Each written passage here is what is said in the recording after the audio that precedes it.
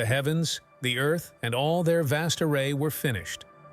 On the seventh day God finished his work which he had done, and he rested on the seventh day from all his work which he had done. God blessed the seventh day and made it holy, because he rested in it from all his work of creation, which he had done. This is the history of the generations of the heavens and of the earth when they were created, in the day that Yahweh God made the earth and the heavens. No plant of the field was yet in the earth, and no herb of the field had yet sprung up, for Yahweh God had not caused it to rain on the earth.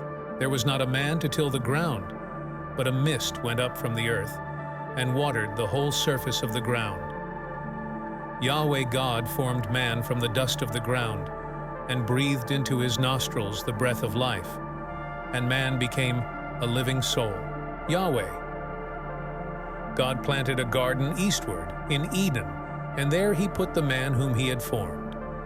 Out of the ground Yahweh God made every tree to grow that is pleasant to the sight, and good for food, including the tree of life in the middle of the garden, and the tree of the knowledge of good and evil.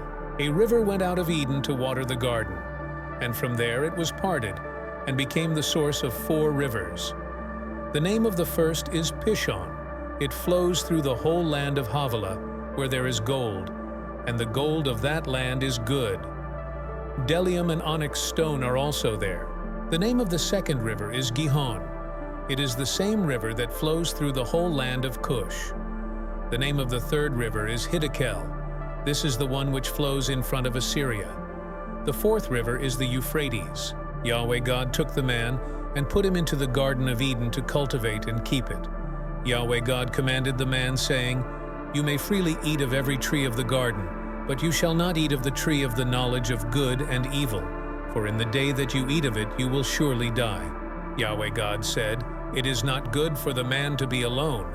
I will make him a helper, comparable to him." Out of the ground Yahweh God formed every animal of the field and every bird of the sky, and brought them to the man to see what he would call them. Whatever the man called every living creature became its name. The man gave names to all livestock, and to the birds of the sky, and to every animal of the field. But for man there was not found a helper comparable to him. Yahweh God caused the man to fall into a deep sleep. As the man slept, he took one of his ribs and closed up the flesh in its place. Yahweh God made a woman from the rib which he had taken from the man, and brought her to the man. The man said, "This is now bone of my bones, and flesh of my flesh. She will be called woman, because she was taken out of man. Therefore a man will leave his father and his mother, and will join with his wife, and they will be one flesh." The man and his wife were both naked, and they were not ashamed.